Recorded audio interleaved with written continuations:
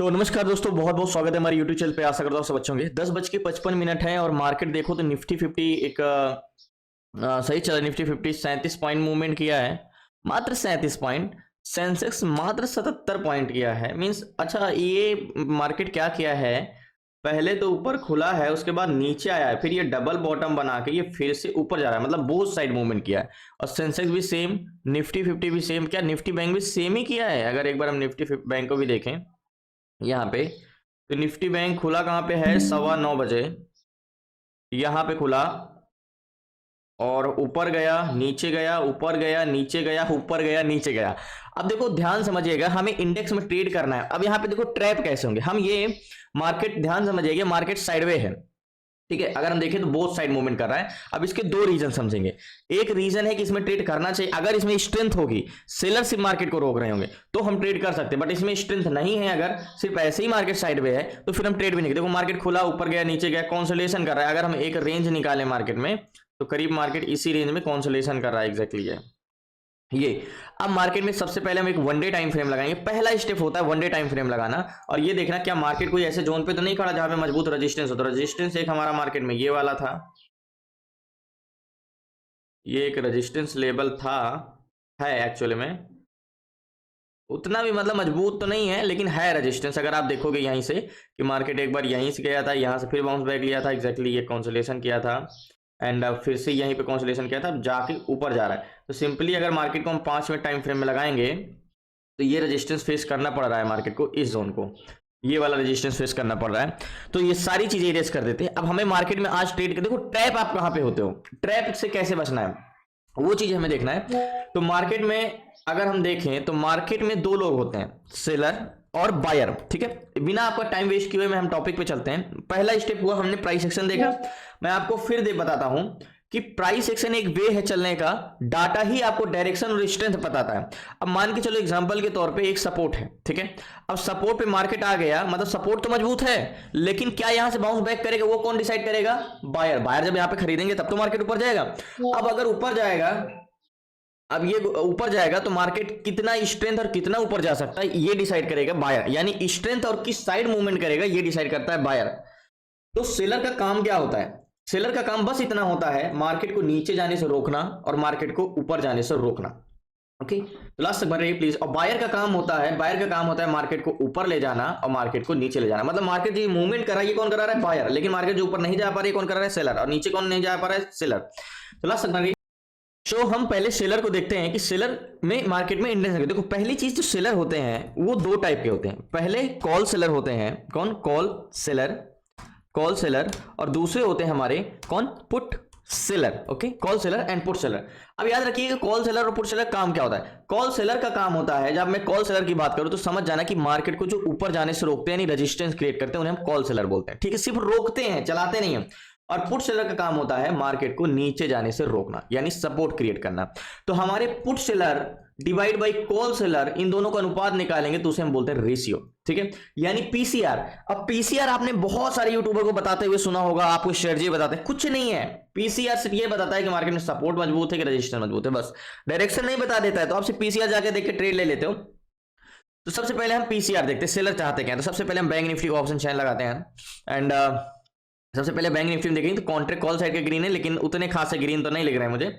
तो put seller 4,54,319, ये put seller है 4,54,319। तो 4,54,000, 4,54,319, 319। ओके, ये 4,54,319 इतने लोग हैं जो मार्केट को नीचे जाने से रोकते हैं। अब इसको हम डिवाइड करेंगे किससे, कॉल सेलर से। कॉल सेलर है 4,43,217, 4,43,217। ओके, अब 4,43,217 पुट सेलर है और 4,54,319 कॉल सेलर। अब इनको इक्वल करेंगे तो पीसीआर 1.02 का आया। तो 1.02 का पीसीआर आया, यानी कहीं ना कहीं पीसीआर इक्वल है 1.02, ठीक है। तो यहां कहीं ना कहीं मार्केट में अगर हम देखते हैं तो पीसीआर क्या है, समान है मार्केट में। कॉल सेलर की भी संख्या ज्यादा है, पुट सेलर की बहुत ज्यादा difference. 4,43,000 call seller, 4,54,000 put seller. मतलब कहीं ना कहीं पॉजिटिव जरूर है, लेकिन बहुत ज्यादा डिफरेंस भी नहीं है सेलर में। ओके, तो लास्ट तक बन रही। तो हमने ये देखा कि मार्केट में पीसीआर कहीं ना कहीं इक्वल है, बहुत ज्यादा डिफरेंस नहीं है इसमें, ठीक है। अब हम देखते हैं मार्केट में कि चेंजेस क्या हुआ। देखो पीसीआर, अब हमें एक बार और देख लेना पीसीआर क्या है हमारा 1.2 का 1.02 का है, ठीक है। अब हो सकता है मॉर्निंग में 1.10 रहा हो या 0.90 रहा हो, तो चेंजेस क्या हुए ये इंपॉर्टेंस रखता है। तो एक बार हमें यहाँ पे वाई लाइनर पे यहाँ पे देखते हैं कि निफ्टी बैंक का सीपीआई पीसीआर, तो पीसीआर एक बार रिफ्रेश कर लेते हैं निफ्टी बैंक में। तो यहाँ पे अगर आपको दिखेगा ब्लू लाइन, जिसको हम थोड़ा सा स्क्रॉल करते हैं, तो मार्केट में अगर आप 9:57 से देखोगे तो पीसीआर कहीं ना कहीं आपको थोड़ा बहुत इंक्रीज, मॉर्निंग में पीसीआर था 1.1 का, अभी 1.02 का पीसीआर है। तो मतलब कहीं ना कहीं मार्केट के साथ साथ कंसोलिडेशन कर रहा है। अगर आप देखो तो एग्जैक्टली पहले नीचे गया फिर ऊपर गया। अगर हम इसको साइड रख दें तो मार्केट में 9:37 से 11 के बीच में पहले पीसीआर नीचे आया, फिर ऊपर जा रहा है, फिर नीचे आ रहा है, मतलब साइडवेज है। मतलब हम ये समझते हैं कि सेलर को खुद नहीं पता कि मार्केट किस साइड जाएगा, मार्केट के साथ साथ कंसोलिडेशन कर रहा है। लास्ट तक बने रहिए, बताते हैं। तो सेलर तो उतने मुझे खास नहीं लग रहे हैं, क्योंकि अगर आप यहाँ पे देखो सेलर का पीसीआर, मार्केट का पीसीआर नीचे गिरा फिर ऊपर जा रहा है, कहीं वन साइडेड पीसीआर नहीं है। अब हमें एक बार और देख लेना होगा एट द मनी का 650 चल रहा है, 620, 600। एक हम राउंड फिगर जोन ले लेते हैं 600 का, ये वाला 600 का जोन। मार्केट ऊपर 700 तो जाएगा नहीं, 700, ये 700 का जोन। हम एक 600 का जोन ले लेते हैं कि मार्केट यहां से क्या करना चाह रहा है। देखो ये एक बस स्टॉप, ये हमारा हॉरिजॉन्टल जोन है, ठीक है। अब हमने सेलर तो देख लिया कि सेलर का कुछ कंफ्यूजन लग रहा है मार्केट में, सही नहीं चलेगा। अब हम ये एट द मनी का भी देखते हैं हॉरिजॉन्टल जोन। अब मान के चलो ये आपका एक बस स्टेशन है, ठीक है, रेलवे स्टेशन है, आपको ट्रेन में बैठना है तो आपको स्टेशन की जरूरत पड़ेगी। तो सेम ये मार्केट का ये है कि हॉरिजॉन्टल जोन हमारे स्टेशन का काम करेगा, ठीक है।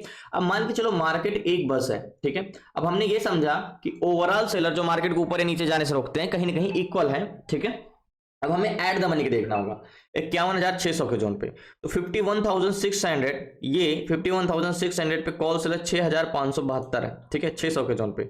यानी इतने लोग हैं जो इसको आगे जाने से रोकने के लिए बैठे हैं, 6,572। ओके, अब यहीं पे 51,600 पे पुट सेलर की संख्या 8,974 है। मतलब हम ये समझ रहे हैं कि मार्केट में यहाँ पे थोड़ा बहुत सपोर्ट है। ध्यान समझिएगा, मार्केट में 8,974 पुट सेलर है, मतलब 2,000 यहाँ पे इस बस को यहाँ से नीचे जाने से रोकने वाले की संख्या 8,000 है, ऊपर जाने से रोकने वाले 6। मतलब हल्का सा ये क्या है, ध्यान समझिएगा, ये सपोर्ट मजबूत है कंपेरिजन टू रेजिस्टेंस, मतलब यहाँ पे थोड़ा सा मार्केट में सेलर रोकेंगे। अब ध्यान से समझिएगा, अब हमने ये समझा कि सेलर पॉजिटिव तो है लेकिन बहुत ज्यादा डिफरेंस है, बहुत एग्रेसिव सपोर्ट क्रिएट नहीं कर रहे हैं। मतलब देखो सपोर्ट दो टाइप के होता है, एक नॉर्मल सपोर्ट होता है, एक स्ट्रॉन्ग सपोर्ट होता है।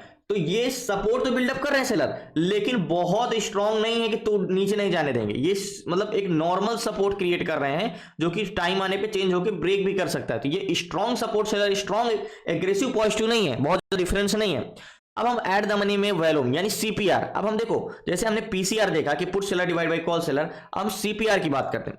जैसे हम बात करेंगे जब बायर की, कि अभी तक हम सेलर देख रहे थे, बायर मार्केट को जो चलाते हैं, मोस्ट इंपॉर्टेंट आपको पीसीआर के बारे में समझाया जाता है लेकिन उससे इंपॉर्टेंट सीपीआर होता है।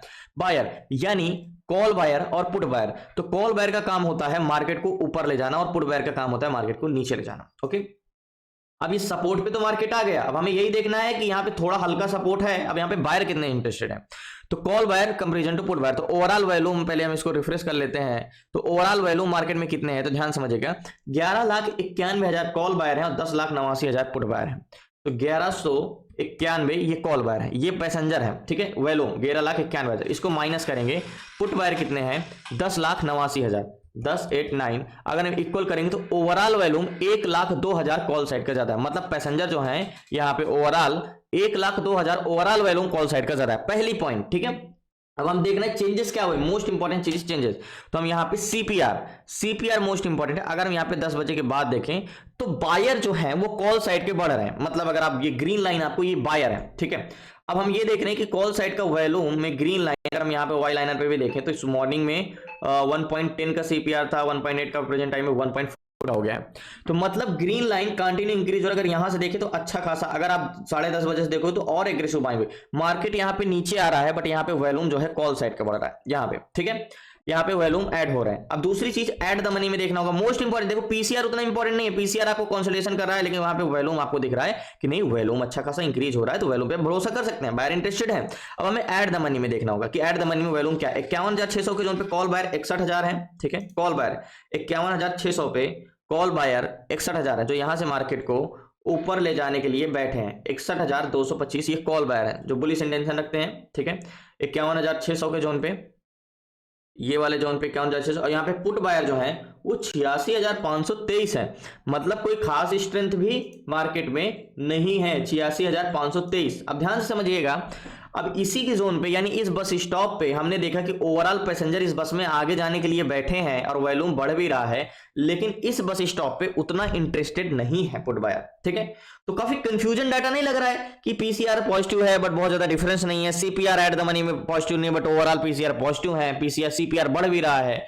तो यहां पे जो सीपीआर एट द मनी में इंटरेस्टेड नहीं है बट ओवरऑल सीपीआर देखोगे तो ग्रीन लाइन कंटिन्यू कर रहा है। अब देखो स्टॉक कंपोनेंट से चलता है एचडीएफसी बैंक और आईसीआई बैंक। तो सबसे पहले हमने क्लासेस में पढ़ा कि किसी भी स्टॉक को हम देख के बता सकते हैं कोई स्टॉक कैसा मूवमेंट करेगा डाटा देख के। तो जैसे स्टॉक मूवमेंट करेगा वैसे वो इंडेक्स मूवमेंट करेगा। तो सबसे पहले हम एचडीएफसी बैंक को देखते हैं कि HDFC bank, okay, HDFC bank, okay. तो एचडीएफसी बैंक का क्या है, कॉन्ट्रैक्ट पूरा का पूरा रेड है, कॉल साइड का 30,000, 25,000, 23,000 एंड 21,000। अब ये कैसे हो गया, कॉन्ट्रैक्ट तो रेड है, कॉन्ट्रैक्ट तो ग्रीन ही नहीं है। तो सबसे पहले हम एचडीएफसी बैंक को लगाते हैं, एचडीएफसी बैंक को, एचडीएफसी बैंक का पीसीपीआर। तो एचडीएफसी बैंक का जो सीपीआर है वो तो गिर ही रहा है कंटिन्यू। अगर हम यहाँ पे देखें थोड़ा बहुत इंक्रीज हुआ बट सीपीआर मतलब बायर तो इंटरेस्टेड ही नहीं है, और इसका पीसीआर भी डिसइंक्रीज ही हो रहा है। तो कैसे ट्रैक हो रहा है एचडीएफसी बैंक का, देखो पीसीआर, एक बार पीसीआर गिर रहा होता बट सीपीआर नहीं गिर रहा होता तब भी हम ट्रेड कर सकते थे पॉजिटिव, बट क्या ही कर सकते। एक बार हम आईसीआई बैंक को भी देख लेते हैं, आईसीआई बैंक को, आईसीआई बैंक को देख सकते हैं। आईसीआई बैंक का तो कॉन्ट्रैक्ट ग्रीन है, 15,000, 14,000 तो बहुत ज्यादा स्ट्रेंथ नहीं है, लेकिन आईसीआई बैंक में 13,000 और 14,000 है तो आईसीआई बैंक, लेकिन बहुत ज्यादा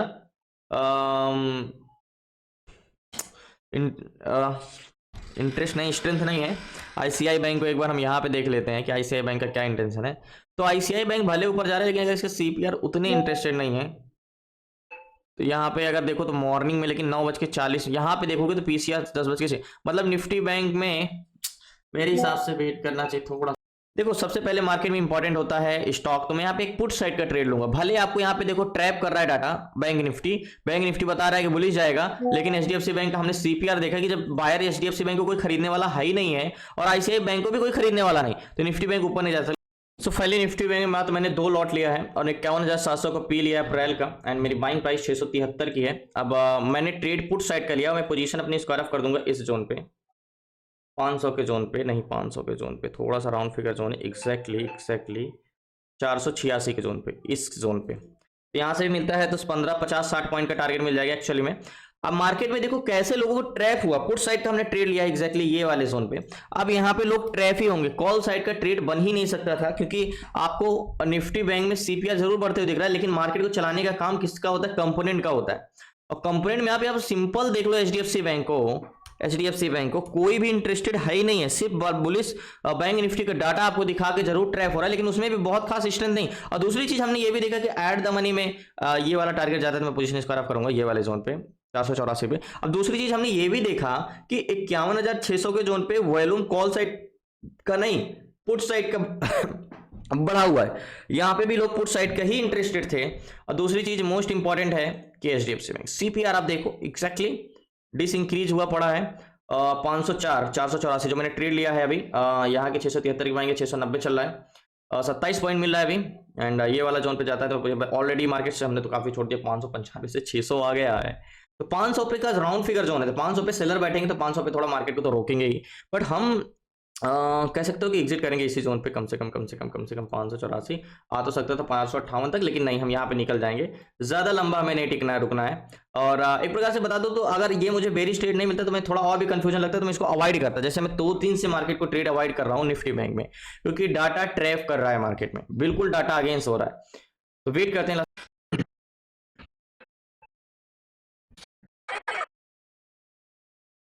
सो फाइनली टारगेट हिट होने वाला है, पोजीशन में यहाँ पे स्क्वायर ऑफ हिट कर ही दिया है, जो मैंने ट्रेड लिया एग्जैक्टली अभी 701 पे चला।